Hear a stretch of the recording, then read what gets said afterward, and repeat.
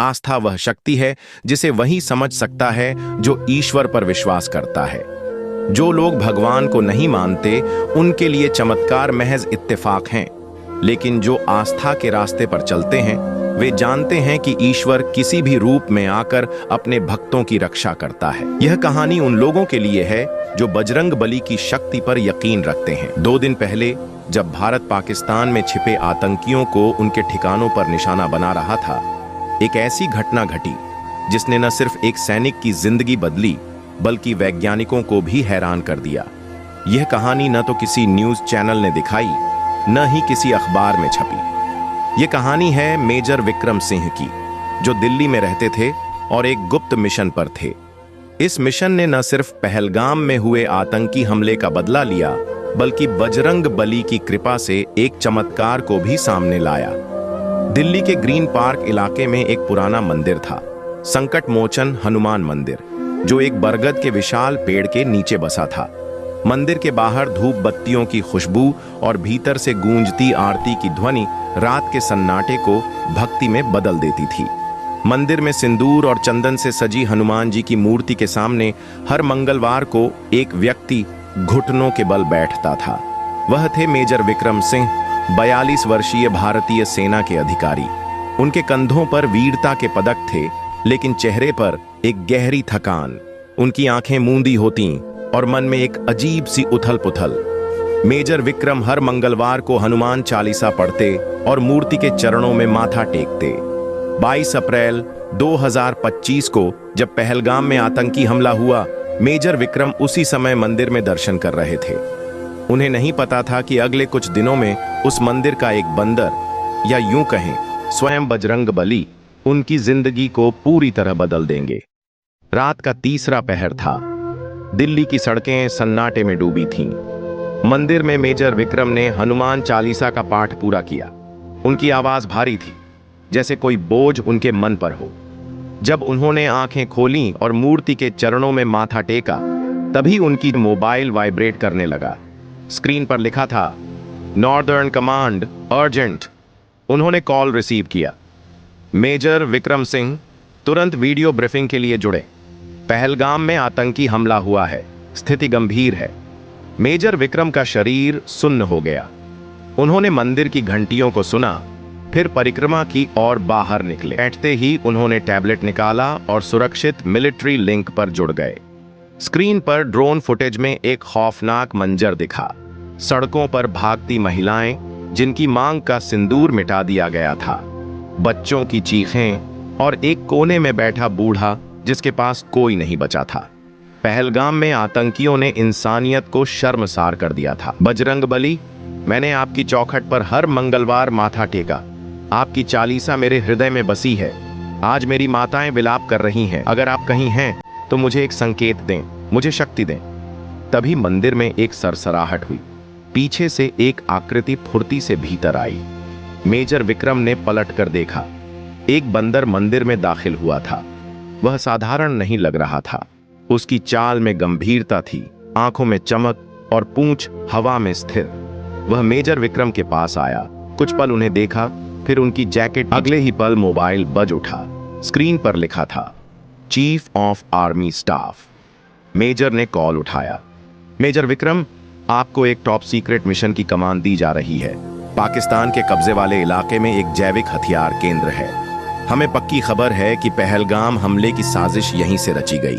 Operation code name Shoolpath. आप इस mission का नेतृत्व करेंगे। सर, मैं तैयार हूं, कहकर उन्होंने कॉल काट दी। मेजर को यकीन हो गया कि यह साधारण बंदर नहीं, बजरंग बली का चमत्कार है। मेजर विक्रम ने देखा कि बंदर उनका पीछा नहीं छोड़ रहा। वह हर रास्ते पर उनके साथ था।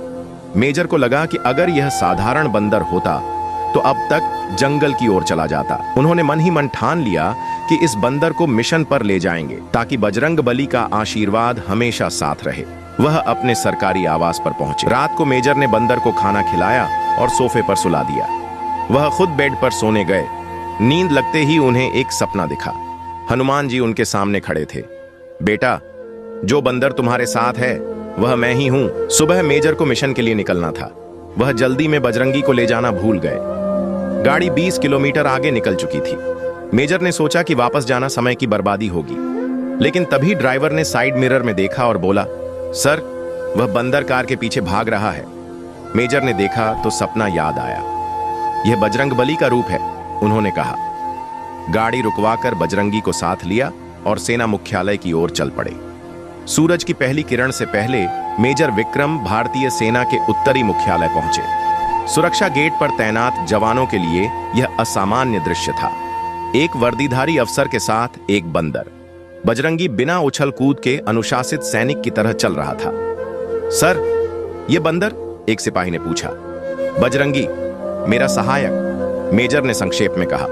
किसी ने और सवाल नहीं किया। कमांड रूम में मिशन की ब्रीफिंग शुरू हुई। स्क्रीन पर पाकिस्तान के सीमाई क्षेत्रों की सैटेलाइट इमेज दिख रही थी। जनरल राठौर, मिशन के पर्यवेक्षक, बोले, ऑन ऑपरेशन शूलपट का लक्ष्य है दुश्मन के जैविक हथियार केंद्र को नष्ट करना। यह केंद्र बर्फीले पहाड़ों में है, जहां तापमान -20 डिग्री तक गिरता है। सुरक्षा स्वचालित है। मेजर विक्रम, आपकी टीम में 4 विशेषज्ञ होंगे।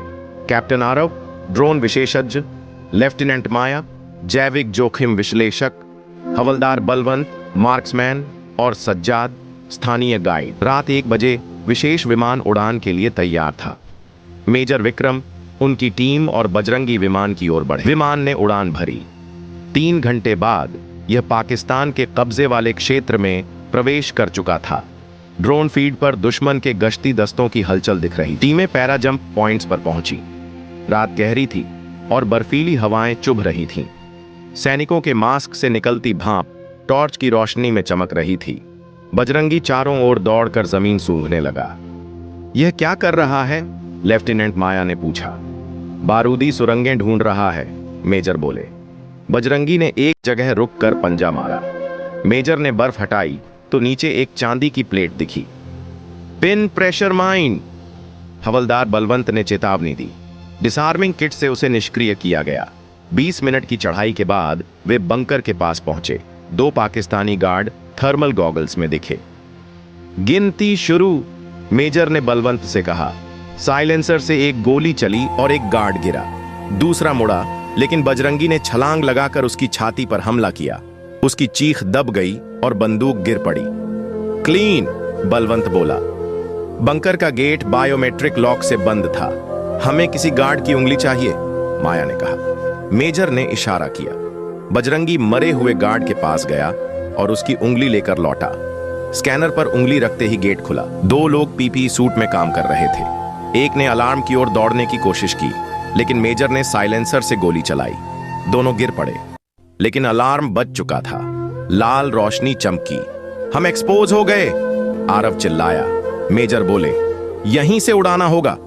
उन्होंने सिग्नल डिवाइस निकाली और बजरंगी को दिखाई। C4 चारों कोनों में लगाओ। बजरंगी ने तेजी से C4 लगाया। गेट पर दुश्मन की आवाजें आईं। गोलियां चलने लगीं। माया और आरव ने कवर फायर दिया। Detonator on! एक गूंज के साथ बंकर हिला। पूरी टीम पीछे की सुरंग से दौड़ी। 200 मीटर दूर पहुंचते ही एक तेज विस्फोट ने घाटी को रोशन कर दिया। जैविक हथियार केंद्र नष्ट हो चुका था।